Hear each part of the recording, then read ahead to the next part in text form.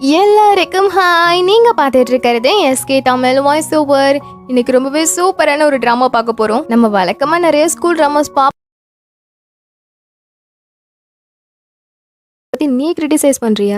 நீ முதல்ல ஏதாவது அச்சீவ் பண்ணு, அதுக்கப்புறமா மத்தவங்கள பத்தி பேசலாம் அப்படின்னு அவ கோவமா சொல்ல, இவன் எதுவும் பேசாம அங்கிருந்து கிளம்பி போயிடுறான். தென் நெக்ஸ்ட் டே ஆகுது. கிளாஸ்க்கு வரான். ஹீரோயின் கிட்ட பேசவே இல்லை, முகத்தை தூக்கி வச்சிட்டு இருக்கான். அப்ப ஹீரோயினோட ஃப்ரெண்டு, உனக்கு ஒரு விஷயம் தெரியுமா, நம்ம ஸ்கூலுக்கு புதுசா வந்திருக்க சேர்மன் இருக்காருல்ல, அவர் பாக்குறதுக்கு ரொம்ப அழகா இருப்பாரா அப்படின்னு சொல்ல, ஹீரோயின் உடனே, ஓ ரொம்ப அழகா இருப்பாரா, அப்புறம் ஏன் இன்னும் அவரோட ஃபேஸை நம்ம கிட்ட காமிக்காமலே இருக்காரு?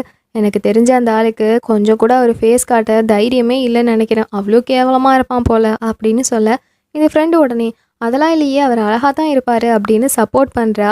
பட் இதை நம்ம ஹீரோ கேட்டுட்டு இருப்பார்ல, இவர் உடனே என்ன பண்ணுறாரு தெரியுமா, போய் சோஷியல் மீடியாலலாம் செக் பண்ணுறாரு. அதில் பார்த்தா அந்த ஸ்கூலோட சேர்மனை பற்றி கழுவி ஊற்றி வச்சுருக்காங்க. என்ன இந்த ஆள் இன்னும் முகத்தை கூட காமிக்காமல் இருக்காரு, அவரோட முகத்தை காமிக்க கூட அவருக்கு தைரியமே இல்லை போல அப்படின்னு அவ்வளோ திட்டி வச்சிருக்க. உடனே ஹீரோ சும்மா இல்லாமல், நான் சேர்மனை பார்த்துருக்கேன், அவர் பார்க்குறதுக்கு ரொம்பவே அழகாக இருப்பார் அப்படின்னு எல்லா கமெண்ட்டுக்குமே ரிப்ளை பண்ணிட்டு இருக்காரு. அதோட ஹீரோயினை பார்க்க வராரு. ஹீரோயின் சோகமாக உட்காந்துருக்க, இவன் பாட்டுக்கு வந்து பக்கத்தில் உட்காடுறான். அப்போ அவ, இங்கே அவ்வளோ சீட் இருக்குது, எதுக்கு ஏன் பக்கத்தில் உட்காடுற அப்படின்னு கேட்க, அதான் இவ்வளோ சீட் இருக்கே, எங்கே உட்காந்தா என்ன அப்படின்னு இவன் உட்காடுறான். இவ பேசவே இல்லை.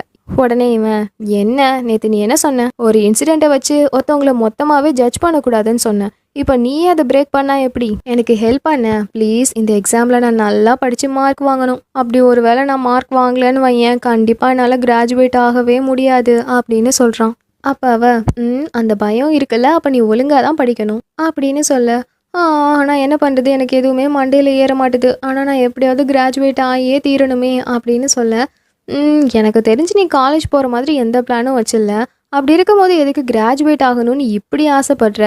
ஒரு வேளை அதுக்கப்புறமா நீ செய்ய வேண்டிய வேலை ஏதாவது இருக்கா என்ன அப்படின்னு கேட்க, ஆமாம் ஒரு வேலை இருக்குது அப்படின்னே இவன் சேட் ஆகுறான். அவள் உடனே, அதெல்லாம் இருக்கட்டும், உனக்கும் பினாவுக்கும் நடுவில் என்ன அப்படின்னு கேட்க, என்னது எனக்கும் அவளுக்கும் நடுவில் என்ன, அதெல்லாம் ஒன்றும் இல்லையே அப்படின்னு இவன் சொல்கிறான். பட் இவங்க ரெண்டு பேரும் பேசிகிட்டு இருக்கிறத தூரத்துலேருந்து ரோவுன்னு பார்க்க அவனுக்கு அப்செட் ஆகுது. இவனுக்கு ஹீரோயின் மேலே ஒரு கண்ணு, அதனால தான். உடனே இவன் என்ன பண்ணுறான், ஹீரோவை கூட்டிகிட்டு போய் பேஸ்கெட் பால் விளையாடுறான். பட் வேணும்னே ஹீரோவை கீழே தள்ளி விட்டுட்டே இருக்கான். இதை ஒரு கட்டத்தில் ஹீரோ கவனிச்சுட்டு, பரவாயில்லடா படிப்பாளி, நல்லா தான் விளையாடுற, ஆனால் எதுக்கு இவ்வளோ வெறியோட விளையாடுறேன்னு தான் எனக்கு தெரியலை அப்படின்னு சொல்ல, ஏன் நான் நல்லாவே விளையாட மாட்டேன், எப்போதும் படிச்சுட்டே இருப்பான்னு நினச்சியா? சரி நான் உன்கிட்ட ஒன்று கேட்கவா, உனக்கு பேங்க்டனை பிடிச்சிருக்கா அப்படின்னு இவன் கேட்குறான். உடனே இவன், எனது எனக்கு அவளை பிடிச்சிருக்கா? சேச்சா அந்த மாதிரிலாம் எதுவும் கிடையாது, அவள் எனக்கு படிக்க ஹெல்ப் பண்ணுவான், அவ்வளோதான். ஏன் உனக்கு ஜெலஸ் ஆகுதா, உனக்கு அவளை பிடிச்சிருக்கா அப்படின்னு கேட்க இவன் சிரிக்கிறான். இதுலேயே ஹீரோவுக்கு புரிஞ்சிருது, ஓஹோ நடக்கட்டும் நடக்கட்டும் அப்படின்னு அவன் அங்கேருந்து கிளம்புறான். தென் நெக்ஸ்ட் டே ஆகுது. நெக்ஸ்ட் டே ஹீரோயின் இன்ஸ்டாவில் ஒரு போஸ்ட் போட்டிருக்காங்க. அதை ஹீரோ பார்த்துட்டு, இவனா அவ்வளோ அழகாவா இருக்கா அப்படின்னு பார்த்துட்டு இருக்கும் போது டக்குன்னு பினா கிட்ட வந்துடுறா. ஹீரோ தெரியாமல் ஃபோனை கீழே போட்டுடுறான். அப்புறம் திணறிட்டே எடுத்து வச்சிடுறான். உடனே பினாவும், பேங்க்டன் பார்க்கறதுக்கு அழகாக தான் இருக்கால அப்படின்னு சொல்ல, அது அது வந்து அப்படின்னு இவன் திணறான். பரவாயில்ல விடு, இங்கே இருக்க எல்லாருக்குமே அவளை பிடிக்கும், ஸோ இது காமன் தான் அப்படின்னு சொல்ல, ஆமால எல்லாருக்குமே அவளை பிடிக்கும்ல அப்படின்னு ஹீரோ யோசிக்கிறான். அப்போ அவ, ஆமாம் பட் தேவையில்லாமல் மற்றவங்கள நீ நேசிச்சு உன்னை நீயே காயப்படுத்திக்காத அப்படின்னு இவ சொல்ல, இவனுக்கு ஒன்றுமே புரியலை.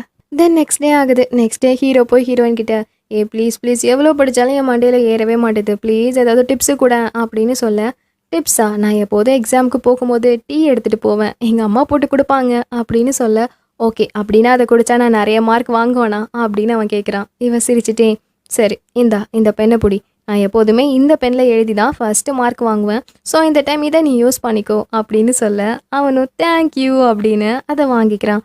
அதுக்கப்புறமா அவன் மேக்ஸ் போட ஆரம்பிக்கிறான். அவனுக்கு சரியாக வரல. பட் ஹீரோயின் தொடர்ந்து ட்ரைனிங் கொடுத்துட்டே இருக்காங்க, ப்ராக்டிஸ் கொடுத்துட்டே இருக்காங்க. ஸோ கொஞ்சம் கொஞ்சமாக போக போக ஹீரோவும் நல்லா தான் படிக்க ஆரம்பிக்கிறான். போர்ட்லலாம் சம் நல்லா போடுறான், டெஸ்ட்டு எல்லாத்தையுமே நல்லா அட்டன் பண்ணுறான். எப்படியே கொஞ்ச நாளில் ஃபைனல் எக்ஸாமுமே வருது. ஹீரோயினும் ரொம்ப சந்தோஷமாக எக்ஸாம் ஹாலில் உட்காந்துருக்காங்க, இவனுமே உட்காந்துருக்கான். அப்போ ஹீரோயின் நல்லா எழுதிட்டு இருக்கும் போது என்னாச்சுன்னே தெரியல, அப்படியே அவங்களுக்கு மயக்கமாக வந்து தொப்புன்னு விழுந்துடுறாங்க. இவனுக்கு என்ன செய்யறதுனே தெரியல. எழுப்பி எழுப்பி பார்க்குறான், எழுந்தவே இல்லை. ஸோ அவரை வழி இல்லாமல் அப்படியே தூக்கிட்டு அங்கேருந்து ஓடி போகிறான். இப்போ கட் பண்ணால் எல்லாருமே ஹாஸ்பிட்டலில் தான் இருக்காங்க. ஹீரோயினும் கண் முழிக்கிறாங்க. அப்போ முழிச்ச உடனேயே அவங்க ஃபஸ்ட்டு கேட்குறது, என்னோட எக்ஸாம் என்ன ஆச்சு அப்படின்றது தான். அப்போ அவங்க அம்மா பரவாயில்ல விடுமா, நம்ம நெக்ஸ்ட் எக்ஸாம்ல பார்த்துக்கலாம் அப்படின்னு சொல்ல அவ சோகமாகி படுத்துடுறா. இன்னொரு பக்கம் கிளாஸ்ல இருக்க எல்லாருக்குமே ஹீரோயின் எழுந்துட்டாங்க அப்படிங்கிற விஷயம் தெரிய வருது. ஸோ எல்லாருமே அபாடா பேங்க்டனுக்கு எதுவுமே ஆகல, ஆனா திடீர்னு எப்படி அவ மயங்கி விழுந்தா, காலையில கூட அவ நல்லா தானே இருந்தா அப்படின்னு எல்லாரும் யோசிச்சுட்டு சரி அவளோட மார்க் இப்போ இந்த எக்ஸாம்ல எவ்வளோ வந்திருக்கு அப்படின்னு கேட்குறாங்க. பார்த்தா எல்லாருமே அது அவளுக்கு 0 மார்க் தான் போட்டிருக்காங்க, அவள் ஒரு கொஷினுக்கு கூட ஆன்சரே எழுதலை அப்படின்னு சொல்ல பாவம் எல்லாருக்கும் ரொம்ப கஷ்டமா இருக்கு. பட் அதே டைம்ல அந்த செராவை பார்த்தா நம்ம ஹீரோயின் மயங்கி விழுந்துட்டாங்க இல்லையா, அதனால இந்த செரா தான் இப்போ இந்த ஸ்கூல்லையே ஃபர்ஸ்ட் மார்க் எடுத்திருக்கா. ஸோ எல்லாருமே கங்க்ராச்சுலேஷன்ஸ் அப்படின்னு சொல்லி பாராட்ட அவளுக்கு ரொம்பவே ஹாப்பியா இருக்கு. அது மட்டும் இல்லாம அந்த பணக்கார குரூப்லாம் இருப்பாங்கல்ல, அவங்களோட ஒன்னா சேர்ந்து சாப்பிடும் போது சரி நம்ம ஃபுட் ஆர்டர் பண்ணுவோமா அப்படின்னு இவ திமிரா கேட்குறா. பார்த்தா இவன் நம்ம ஹீரோயினோட ஹோட்டல் இருக்கும்ல, அங்கே தான் ஆர்டர் பண்ணியிருக்கா. ஹீரோயினுக்கு இப்போ கொஞ்சம் உடம்பு பரவாயில்ல போல, ஸோ நானே டெலிவரி பண்ணுறேன் அப்படின்னு சொல்லிட்டு வேகமாக கிளம்பி வரா. இங்கே வந்து இவளை பார்த்த உடனே ஹீரோயினுக்கே ஷாக்கு தான். நீயா அப்படின்னு கேட்க, நீ வந்துட்டியா, ஐயோ பாவம் உங்கள் அம்மாவும் நீயும் ரொம்ப கஷ்டப்படுறீங்கல்ல, ஆக்சுவலி அதுக்காக தான் நான் ஃபுட்டே ஆர்டர் பண்ணேன் அப்படின்னு சொல்ல, உன்னோட கருணையெல்லாம் எனக்கு ஒன்றும் தேவை கிடையாது, நான் வேணும்னா பணத்தை திரும்ப கொடுத்துடுறேன் அப்படின்னு வேகமாக ஹீரோயின் பர்ஸை திறக்கிறாங்க. பட் இவ 10,000 ரூபாய்க்கு ஆர்டர் பண்ணி வச்சிருக்கா, அவ்வளோ பணம் ஹீரோயின் கிட்டே இல்லை. உடனே செரா திமிரா, எனக்கு தெரியும் அவ்வளோ பணம் உன்கிட்ட இருக்காதுன்னு தெரியும், ஏன்னா நீங்களே எவ்வளோ கஷ்டப்படுற ஃபேமிலி, அதுக்கெல்லாம் வாய்ப்பே இல்லை அப்படின்னு சொல்லும் போதே ஹீரோயினுக்கு ரொம்பவே கஷ்டமாயிடுது. பத்தாததுக்கு ரோவன் வேற கரெக்டாக வந்துடுறான். பட் அப்படியுமே இவ கோவத்தை காட்டாம சரி நான் அப்புறம் வரேன் அப்படின்னு சிரிச்சுட்டே போறா. அப்போ அவன் கையை பிடிச்சிட்டு நீ ஏதாவது தப்பா புரிஞ்சிட்டு இருக்கியா, எங்க போற அப்படின்னு கேட்குறான். உடனே இவ இல்லை நான் கரெக்டாக தான் புரிஞ்சிட்டு இருக்கேன், உங்களோட உலகமும் எங்க உலகமும் வேற, அதை புரிஞ்சுக்கிறதுக்கு தான் நான் மறந்து போயிட்டேன் அப்படின்னு சோகமா அங்கிருந்து போறா. பட் அதுக்கப்புறமா ரோவன் இருக்கான்ல, அவன் நேரா சேரா கிட்ட வந்து நீ எதுக்கு இப்படி பண்ற, எதுக்கு இந்த பிளேஸ்க்கு என்ன வர சொன்ன அப்படின்னு கேட்குறான். உடனே அவ அப்படின்னா நீ எனக்காக இந்த இடத்துக்கு வரல, பேங்க்டனுக்காக தான் இந்த இடத்துக்கு வந்திருக்க. இப்போ நான் ஸ்கூல் ஃபர்ஸ்ட் வந்திருக்கேன், எனக்கு ஒரு கங்க்ராச்சுலேஷன்ஸ் கூட சொல்ல மாட்டியா, எப்போதும் பேங்க்டனை பற்றி மட்டும்தான் யோசிப்பியா அப்படின்னு கேட்க, ஆமாம் இது ரொம்ப முக்கியம் பாரு அப்படின்னு அவன் அங்கேருந்து போகிறான். பட் இன்னொரு பக்கம் பாவம் ஹீரோயின் சோகமாக உட்காந்துருக்காங்க.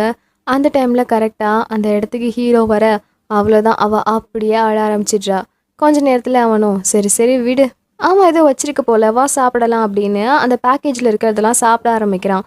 சாப்பிட்டுட்டு நீ ரொம்பவே லக்கி தெரியுமா, உங்கள் அம்மா இவ்வளோ சூப்பராக சமைக்கிறாங்க, என்னால் நம்பவே முடியல அப்படின்னு சொல்ல, சரி ஓவராக எங்கள் அம்மாவுக்கு ஐஸ் வைக்காத, உங்கள் அம்மா நல்லா சமைக்க மாட்டாங்களா அப்படின்னு இவ கேட்குறா.